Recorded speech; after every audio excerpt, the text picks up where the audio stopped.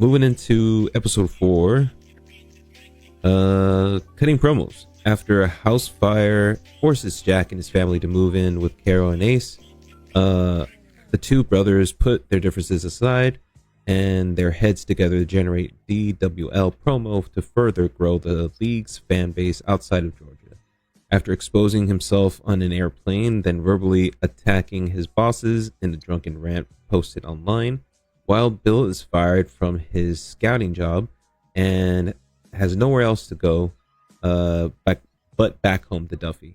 Meanwhile, Crystal helps Bobby Pin find a new wrestling identity. I actually like that. As we get into it, the Crystal and Bobby Pin's like evolution, how they're getting together. Let's see. My notes have the show opens up with Bill drunk on the plane and is definitely going to get fired from not the WWE, because that whole scene with the championship where it kind of looks like the women's WWE championship. I was like, okay, this is definitely WWE. The fire started in his son's room. I have a feeling it was son that kind of started the fire, but I have no proof. No, it was the squirrels, because they bit into the wiring into the house. Oh, that's right. Yeah. Right. Okay. Rookie is asking for Crystal's help. Jack and Willie asking for more money from the sponsor. Willie trying to convince Ace to let Bill into the WWE, or not Ace, but Jack. Sorry, I'm gonna rephrase that right there.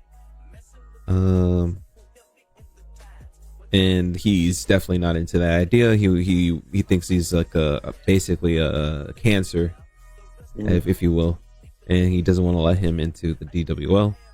Ace is running into Bill at the bar. Bill convincing Ace to hustle pool. Then Bill teaches Ace to basically be an asshole, heel, like how they used to be in the 80s. And his dad was one of the best ones. Yeah. And that's where he finds out his dad was also a heel. So he's like, okay. It's connecting for him. Yeah. Bill is such a piece of shit for that. After he does that whole scene at the bar. The Spade family dinner turns into a fire and brimstone after the boy mentioned his grandfather in heaven. I kind of like that scene because it definitely, I'm pretty sure, happens out there. That felt like a real situation. Crystal and the Rookie hang out. They might turn into a thing. Ace finally being a decent human being and a good uncle to the... I keep forgetting his name. What's the boy's name? I forgot the kid's name. I always call him the boy. Just call him Little Jack. Little Jack. There you go. Jack tells Ace that he can't be an actual dick in real life and not to end up like Bill. Bill finally gets fired. The promo at the gas station was a good idea. Ace trying to make things right with Crystal. That they're still trying to get that situation. Willie feels like she has to help Bill because they dated in their 20s. Willie fucked up Bill for saying some hurtful shit and got kicked out. That was funny. Ace walks in on Crystal and Bobby hanging out, and he assumes shit is going down between them, and he basically keys Bobby Pin's car. That was pretty fucked up. But it's funny how Bobby Pin thinks it's like, oh, it's wrestling straps. Yeah, he just accepts it. Like, he's such a fucking he's a lovable guy. He's a lovable character. Fucked up. Let's see. Ace. No, that one. Ace has PTSD from his dad's suicide. That's another thing that kind of they touched on in this episode for sure. His mom needs therapy, and her religious upbringing is basically has her stuck in that whatever situation where she's pissed or just you can tell she's something's up. Ace bangs the bartender after assuming Crystal is dating Bobby. And then finally, Jack goes to Bill's hotel room to tell him to stay away from Ace. Sees how pathetic he is trying to get ice from the machine and just basically goes home instead. And the episode basically ends with Bill on top of the fucking hotel. At the moment, I thought he was going to kill himself, but he ends up just howling at the moon and just saying that he's still here, he's still alive, and he's just drunk out of his mind, crazy man. And you see all the lights in the rooms go on. Yeah. Yeah. Tell him to shut up. Hmm. All right. Anything that stood out for you in this episode here? Well, for me, it's more like the dynamic with Crystal and Bobby Pins. It's funny how, because I guess Bobby Pins tells her, "Oh, can you come to my trailer?" Yeah. And she's like, "Oh, I think he's gonna bust a move on me," but no, he's actually seeking for help because in the last episode, they kind of make fun of him because he says, "What's your theme music?" He's like, "Oh, it's me rapping." Yeah. And Willie's like, "Can you hear it?" She's like, "I can't unhear it." Yeah. No, So, like, it sounded like generic shit for sure. Yeah, like, so he wants to revamp himself. You know, he wants to give, I guess, a homage to the people from the 70s and the 50s around that area. So she's like, okay, and she tells him, "Oh, I thought you were gonna make a move on me." He's like, "You mean a dance move?" He's like that gullible / lovable guy that's, you know, like you could tell he was raised like at a farm with a Christian background. Like he has to be 100%. nice and all that. Yeah. It kind of gives off not Jehovah's Witnesses, but Mormon. Yeah. Yeah. Yeah. Then the more time they spend together, she realizes actually he's actually a real good guy. Yeah. And that he shouldn't change his persona. Him being himself is his persona. He's the American good guy. Yeah, absolutely. And then the whole thing with Ace and Jack, I guess they put differences aside because they're looking at one of Wild Bill's old promos from back in the, I would say, 50s. And it's funny. It's more like a 60s. Like a 60s, 70s, yeah. Kind of reminded me like a promo from the movie Iron Claw. Yeah, definitely. Yeah, definitely. like that. So it's funny, and then I guess Ace tells Jack, "Well, you're trying to act like my dad, and you're not my dad." Ooh. And that's where Jack's like, "You're right." And that's when they put their heads together, like, "Show me what you got." Yeah. And Ace comes up with this whole promo and stuff that they do at a gas station where Crystal works at. Yeah. And it's crazy because they do it. They fight in the inside the store. They fight in the parking lot. They fight inside a car wash. And at the end,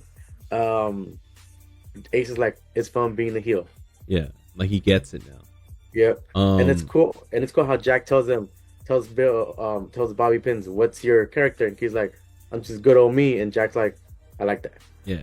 He sees that it can work for sure. Yep. I like the promo that they did because it did feel like the 90s type of like what is it, ECW used to do that, where they'd kind of just like show up at places. It kind of reminded me of also when Stone Cold and Booker T got fucking down at the supermarket. So I was like, all right, I like it. It's pretty good. Yeah. Let me see here. I also liked when what was it? So the whole thing with Willie, like she said, her and Bill have like history. Yeah. And then Bill's going down a spiral because he found out that he got fired. Yeah. He's going on yep. And the things he tells her is kind of messed up. Yeah. So oh fuck yeah. Apparently they had an abortion when they were together. Mm-hmm. And he kind of mentions that, like, "Oh, I wish I was here to pay for that abortion that you should have had." Basically calling that her daughter, saying that she should have been aborted, and she fucks up after that. Yeah, she throws a haymaker. Yeah, and he goes in to look like he was gonna punch her back, and she was just sitting there, not flinching. And basically, Bill makes a comment about saying like, "Oh, that's why I liked you, because you didn't flinch." And I was like, damn, that's some pretty fucked up thing. And definitely gives off that old school like a broken type of character wrestler from way back when. Yeah, and then I like how Willie's husband is like, "I'm not tough to wrestle, but I stand up for my wife." Yeah. And he has all his stuff outside. He's like, "You know what? You're not staying over here. The motel's down the road. That's perfect for you. Go over there." And he basically is an adult. The husband, he's fucking nice to him when he had him over, and was like being a good host throughout the whole process. And even when he kicked him out, he did it in the most like straight up. There you go, respectable way. Yeah, have at it. And definitely is one of my other favorite characters for sure. Crazy fucked up thing. like I said, that they kind of go in more with Ace's PTSD, Yeah.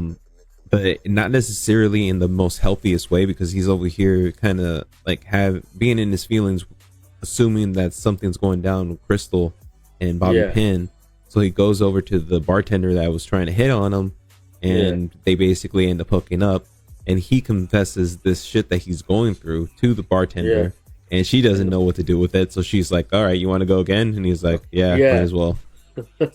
Yeah, and it's funny how after Bobby sees his car scratched up. Yeah, That's where he tells Crystal, we can't be seeing each other in public, because they go out in public, and some right. kids go up to Bobby and they want his His autograph, autograph. and that's where she realizes he's actually a real good dude in Yeah, real life and in wrestling. And Bobby tells her, we can't be seen in public because you're my enemy's valet. yeah, no, yeah. That was a good point on that one. I think that's a definitely interesting thing that happens later on in the series. I think it's after at the next episode on this one is number 5 that gets a little interesting. But yeah. Trying to see if there was anything else that happened in the episode that we want to touch on, other than fucking like the whole thing with Ace's PTSD. Mm. He tells her mom that it's been more than a year since she passed away. I still hear that shot over and over. I have to sleep with music at night. He tells her, and then he also tells her, "Yeah, you don't smile anymore, but you haven't been smiling since before Dad took his life." Yeah. So there's something going on before that. And then also Stacy basically tells her, after like kind of barking at her to stop kind of throwing that fire and brimstone at her son, like, if you need to talk, I'm fucking here. And she basically confesses that she wasn't allowed to drive herself anywhere. Yeah. And then after her husband died, Tom died, she basically had to relearn how to drive herself, and she still kind of doesn't know what to do. Yeah. And I was like, damn, that kind of puts you gives you a different idea of her character and how she's like dealing with that situation of having to relearn to be by herself and be independent. Yeah. Oh, and then Stacy gets a job. She calls Jack to let her know that he got a job. She got a part-time. It's to help around the house because she thinks that they're struggling. Yeah. But they're not really struggling. It's just that we'll find out in the next episode that he does stuff for his promotion that she doesn't find out till like, oh, what the hell's going on? Yeah. Yeah, he keeps he does some interesting shit. We'll be talking about that situation on the next episode. But yeah, definitely excited to see the rest of the series here. I know this is your first time around, and I remember you told me that you saw it like already through 2 to 3 times like over. Yeah. Hell yeah. Every time I remember the series, I'm like, damn, dude, I hope fucking Netflix does it. They have to, man. Yeah. I just hope people keep watching it. I remember from the first episode, episode 3, I like how, you know how people the camera kind of catches wrestlers saying, oh, we're going to do this next? Yeah. At the end of the match, CM Punk's character and CM Punk messes up his knee. He's like, oh, I blew up my knee. Okay, we're going for the big finish, man. Yeah, bring it home. I like that whole dynamic, even though people don't like it, but wrestlers in real WWE, they get hurt in the middle of matches. They have to do an audible. Yeah. Yeah, to us, it still feels like it's real, but when we see that, we're like, oh, it takes us out of the moment, but, it's for their benefit, too. No, 100%.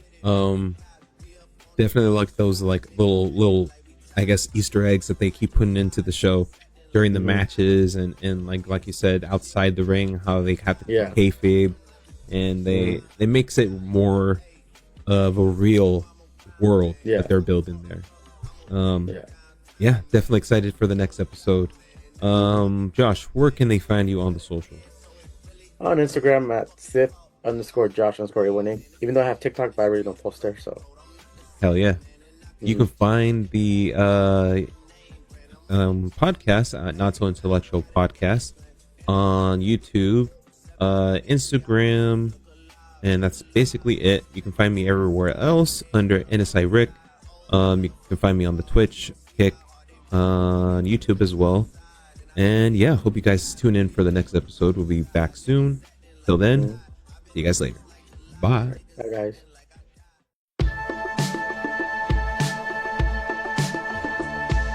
Be sure to follow me on all the social platforms at NSIRick. And you can also email the show at notsointellectualpod@gmail.com. See you next time.